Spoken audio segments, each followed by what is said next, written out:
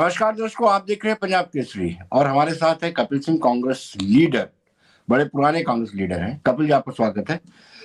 केंद्र सरकार का दावा है कि 5 अगस्त 2019 जिस दिन 370 में संशोधन हुआ और 35A को हटाया गया, उसके बाद से आतंकवाद में गिरावट आई है। लेकिन हम सब देखते हैं कि वहां से पलायन भी हो रहा है, सिलेक्टिव किलिंग भी हो रही है। और कपिल जी कैसे देखते हैं स्टेटमेंट को?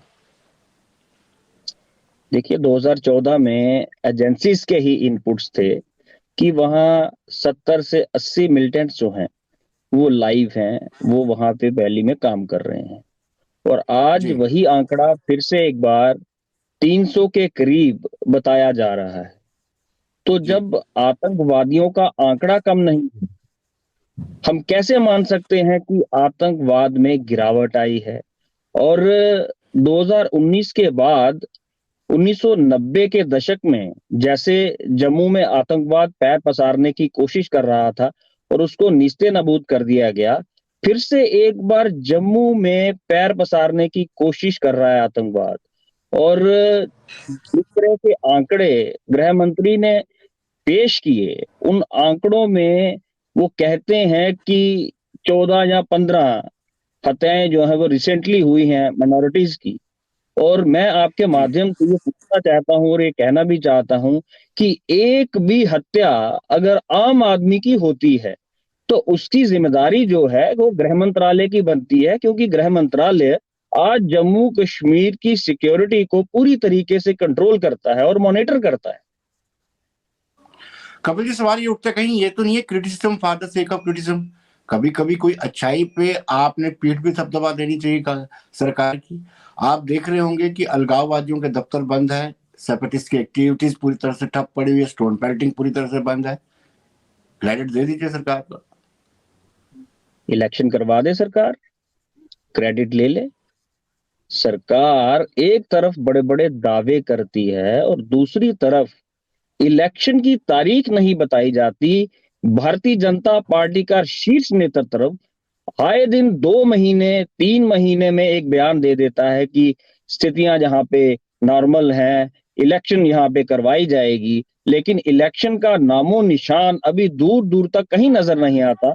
और जिस तरह से आप पत्थरबाजी की बात कर रहे हैं, ऑफिस को बंद करने की बात कर रहे हैं, अच्छी बात है, लेकिन उस पत्थरबाजी में अगर आप वहां पे जो पॉलिटिकल लोग हैं उनको आप सिक्योरिटी नहीं दे पा रहे।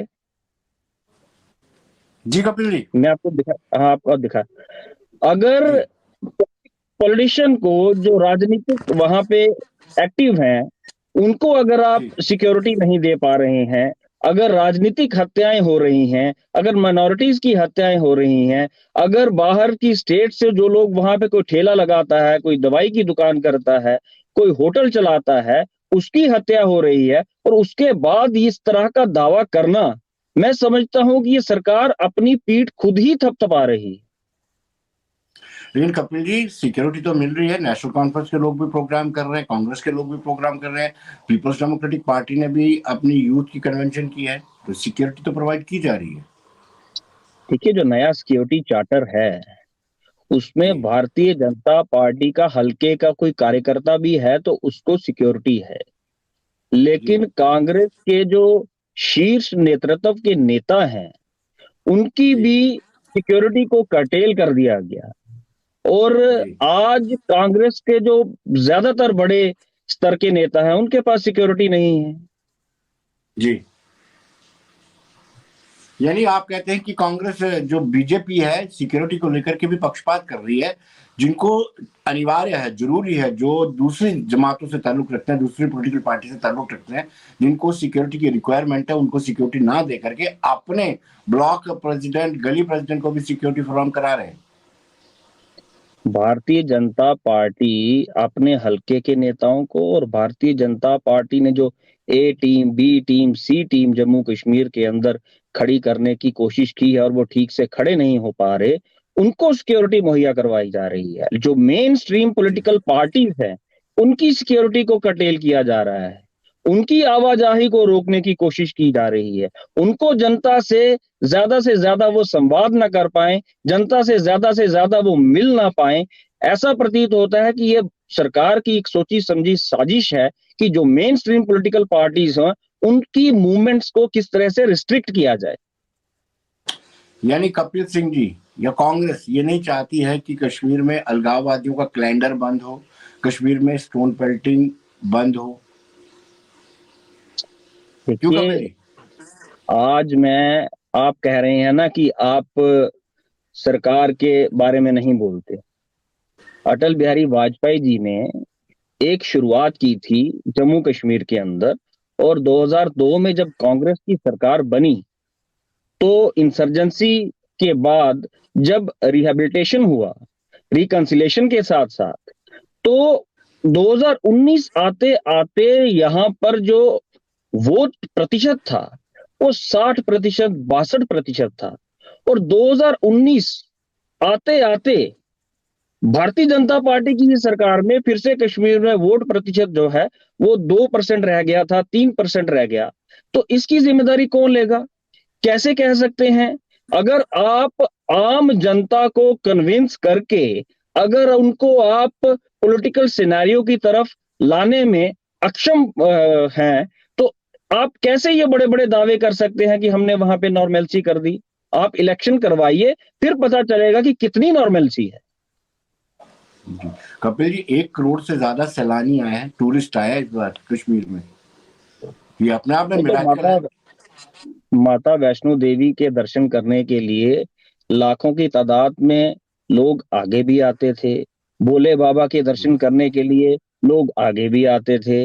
और 2-3 साल जिस तरह से अमरनाथ यात्रा को ही रोक के रखा हुआ था, अब शुरू की गई है। ठीक है, कोविड की वजह से माता वैष्णो देवी की यात्रा को भी स्थगित करना पड़ा, लेकिन पिछले 3-4 साल का अगर हम आंकड़ा देखें तो यात्रा ही जम्मू कश्मीर के अंदर, चाहे वो अमरनाथ यात्रा हो, उसको सुचारू रूप से सरकार नहीं चला पा रही थी।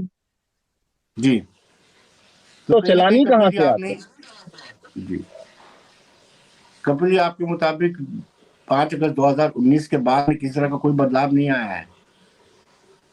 देखिए, बदलाव जमीनी सतह पे अगर कश्मीरी पंडित वहां पे करा रहे हैं आज भी, जो वहां पे प्राइम मिनिस्टर पैकेज के तहत वहां पे नौकरियां कर रहे हैं और वो प्रोटेस्ट कर रहे हैं वहां पे, वो जम्मू की जी तरफ पलायन कर रहे हैं एक बार फिर से। जम्मू के जो लोग वहां पे नौकरियां कर रहे थे वो वहां पे रहना नहीं चाहते, रुकना नहीं चाहते। आप उनके इंटरव्यूज कीजिए, फिर बताइए जी मीडिया में, सोशल मीडिया पे डालिए, मेन स्ट्रीम मीडिया में बताइए, फिर ताकि उनके माध्यम से सरकार को, केंद्र सरकार को, गृह मंत्री को ये पता चले कि वहां के हालात क्या हैं। जी लेकिन कहीं ना कहीं कपिल जी, अब देखिए पंजाब में भी मिलिटेंसी बढ़ रही है, उसका क्या कारण मानते हैं आप? पंजाब में 1 साल में 4 थानों में आतंकी हमले हो चुके हैं, एक तो कल ही हुआ है।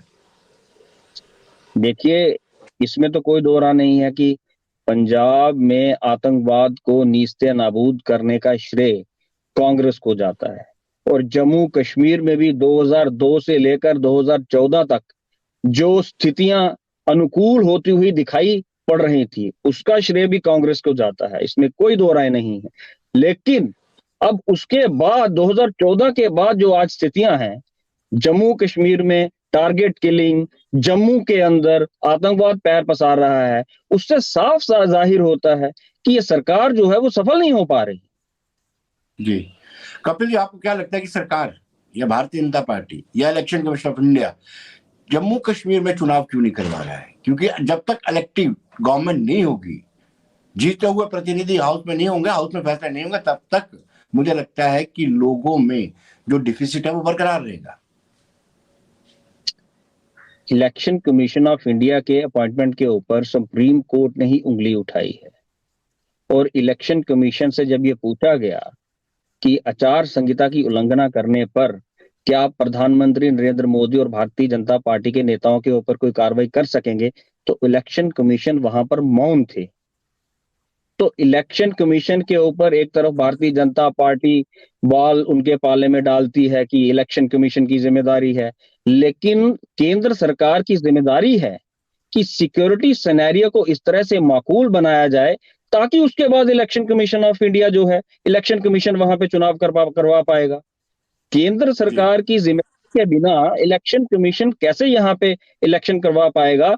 और दूसरी सबसे बड़ी बात, जब तक इस नौकरशाही से निजात नहीं मिलेगी आम जनता को, जब तक इलेक्टेड रिप्रेजेंटेटिव नहीं होंगे असेंबली के अंदर, जब तक एक इलेक्टेड गवर्नमेंट नहीं होगी, तो अकाउंटेबिलिटी जो है वो कौन तय करेगा इस सरकार? कपिल जी बहुत बहुत शुक्रिया आपका, धन्यवाद।